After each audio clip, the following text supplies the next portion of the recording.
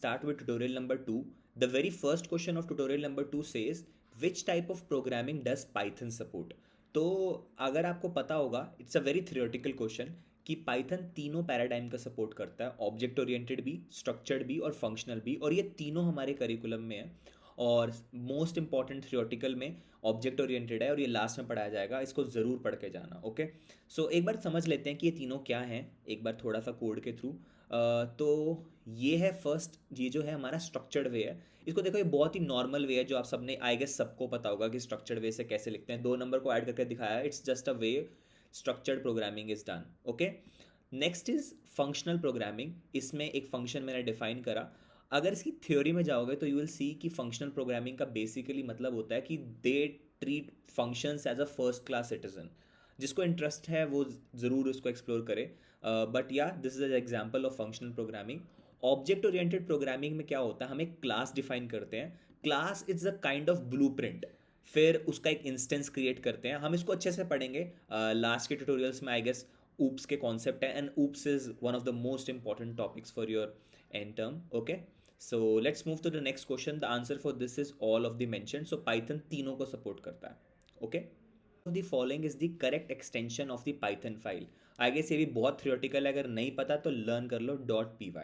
Okay, सो अगर जैसे हमने अभी क्वेश्चंस भी लिखे थे, सो सी दिस, अगर मैं दिखाऊं तुम्हें तो ये देखो, यहाँ पर देखो main.py है। अगर तुम VS कोड पे कोडिंग करते हो तो वहाँ पे भी तुम्हें py से सेव करनी होती होगी इसको, फाइल को, तभी वो पाइथन वो समझ पाता है कि वो पाइथन फाइल है। Okay, so that's it, let's move to the next question. इस क्वेश्चन नंबर 3, ये क्वेश्चन लाइक इसके बाद के सारे क्वेश्चन इसी एक टॉपिक पे बेस्ड हैं।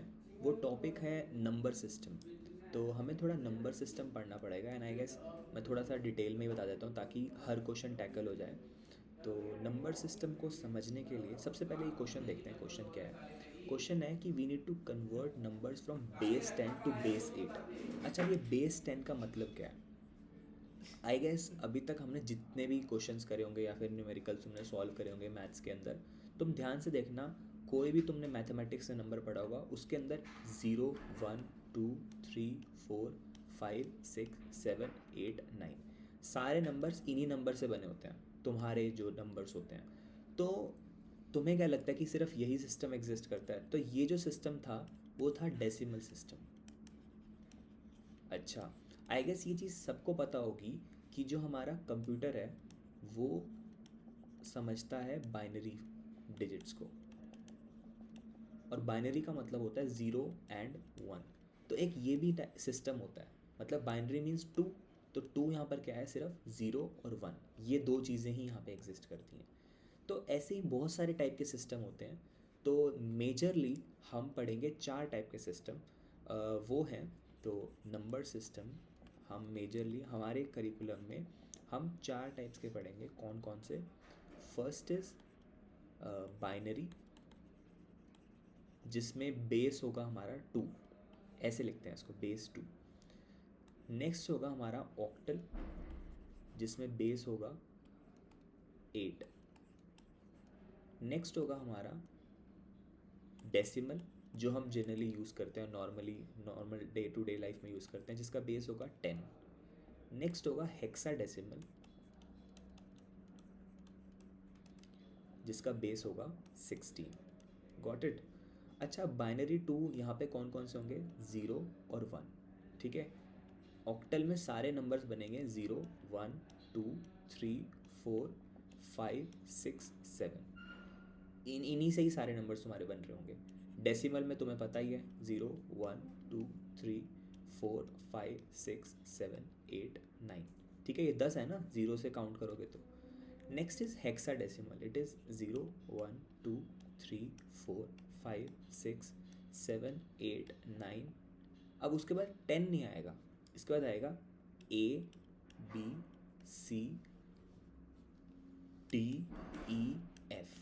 Got it? तो यहाँ 10 11 12 13 14 15 16, ठीक है। सो टोटल 16 होते हैं इसमें। Got it? तो इसमें ये चीज़ ध्यान देना कि 9 के बाद ABCDEF ये स्टार्ट हो जाएगा। Got it? तो अब हम स्टार्ट करते हैं इस क्वेश्चन को। अब इस क्वेश्चन को कैसे करेंगे बहुत ध्यान से समझना। अब ये जो क्वेश्चन है ये क्या कह रहा है कि मुझे ये बेस 10 वाले को बेस 8 वाले में कन्वर्ट करना है।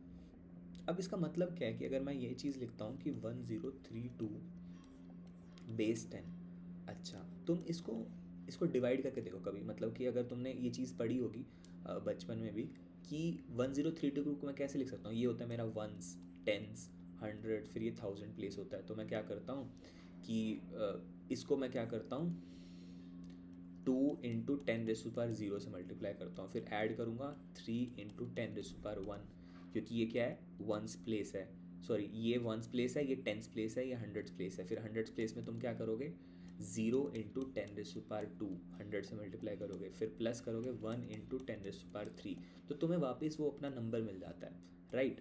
अगर कोई ऑक्टल होता, अगर ये बेस 8 होता तो मैं क्या करता 2 × 8⁻0 plus 3 × 8⁻1 plus this into 8⁻2 plus कोई भी इंटू 8⁻3। तो इसका एक मतलब फील दिलाने के लिए मैंने बताया। अच्छा अब इस क्वेश्चन को कैसे करेंगे, क्वेश्चन को टैकल करेंगे तो सबसे पहला पार्ट है तुम्हारा, तुम्हें करना क्या है 1032 बेस 10 को मुझे किस में कन्वर्ट करना है, इसको बेस 8 में कन्वर्ट करना है। Got it. तो अब इसको कैसे करेंगे, सी ध्यान से देखना। अब हमें इसको करना पड़ेगा डिवाइड, जो मेरा 1032 है इसको डिवाइड कर दो 8 से। तो तुम्हारे पास जब इसको तुम डिवाइड कर लोगे 8 से तो तुम्हारे पास जो क्वेश्चन आएगा वो आएगा 129, और जो भी तुम्हारा यहाँ पे आएगा रिमाइंडर तुम्हारा आएगा 0, इसको डिवाइड क्योंकि ये कम्प्लीटली डिवाइड कर देगा। तो यहाँ पर आ जाएगा 129 और यहाँ पर रिमाइंडर क्या लिखोगे तुम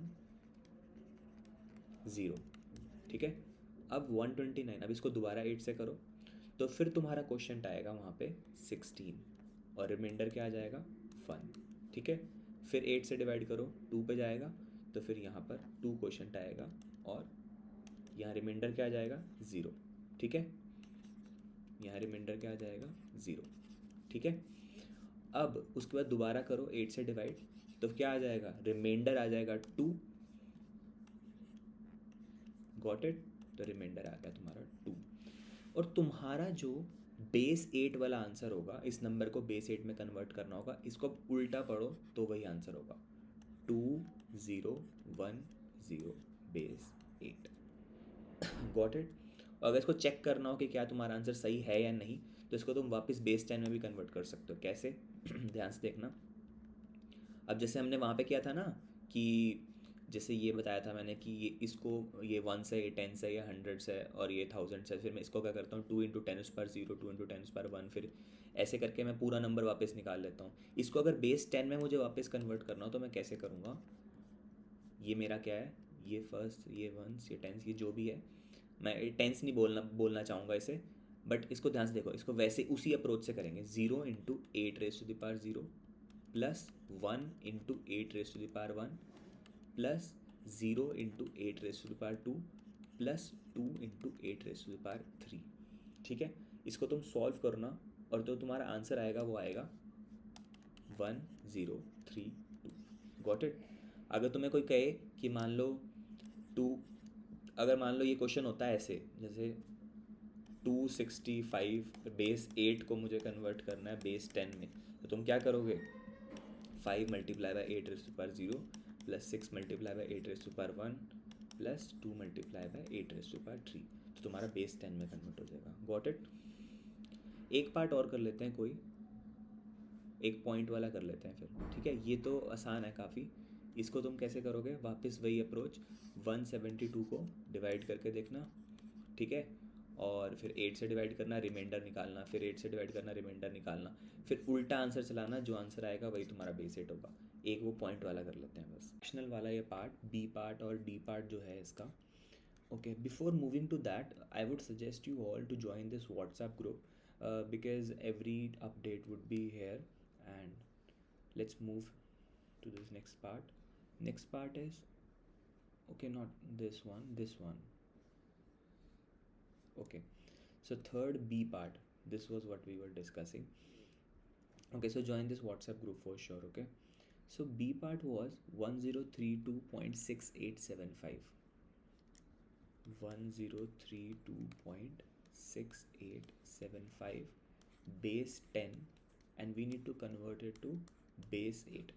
अच्छा, इसमें बहुत ही इम्पॉर्टेंट चीज़ ये है कि इसमें हम जो फ्रैक्शन पार्ट है वो अलग सॉल्व करेंगे और इंटीग्रल पार्ट है इसको अलग सॉल्व करेंगे. कैसे करेंगे कि जो हमारा इंटीग्रल पार्ट है उसको ले लो अलग से और उसको नॉर्मल जैसे हम करते हैं वैसे करो. जैसे 1032 है, इसको तुम नॉर्मल वे से करो. कैसे करोगे? 8 से डिवाइड करो, फिर क्या आएगा?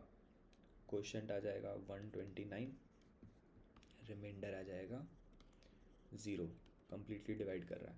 फिर उसके बाद दोबारा 8 से करो, क्या आ जाएगा? क्वोशिएंट आ जाएगा तुम्हारा 16, रिमाइंडर आ जाएगा 1.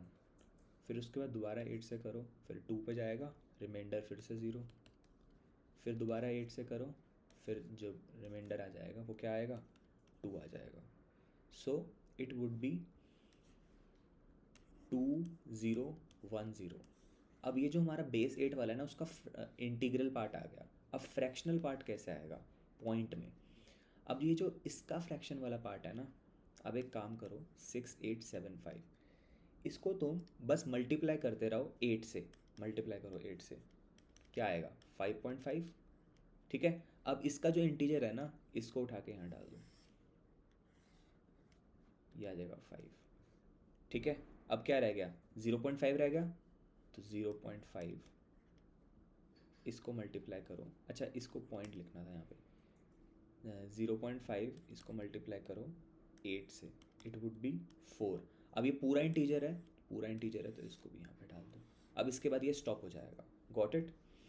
सिमिलरली जैसे हमारा ये वाला पार्ट है इसको भी ऐसे करो. 172 वाला, 172 को अगर तुम डिवाइड करोगे 8 से, अगर करते जाओगे सेम प्रोसेस फॉलो करोगे तुम्हारा आएगा 254. ठीक है. और अब फ्रैक्शन वाले को कैसे सॉल्व करोगे? 0.878 मल्टीप्लाई बाय 8, जो भी आएगा तुम्हारा 6 पॉइंट समथिंग आएगा. फिर उस पॉइंट वाले को लेना, उसको 8 से मल्टीप्लाई करना, फिर एक आएगा तुम्हारा कुछ 6 पॉइंट समथिंग दोबारा से आएगा.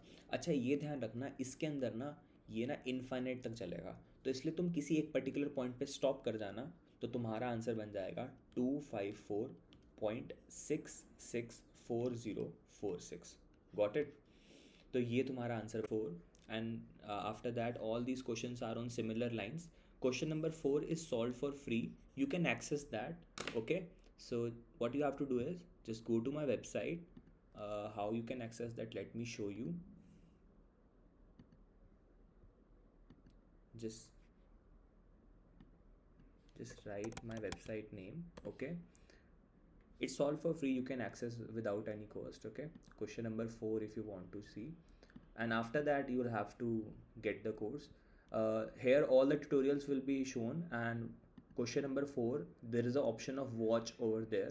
You can just scroll down and see which tutorial you want to see. Some of the questions are available for free. Okay, so you can access that. Rest all are paid version and you can choose to buy if you wish to.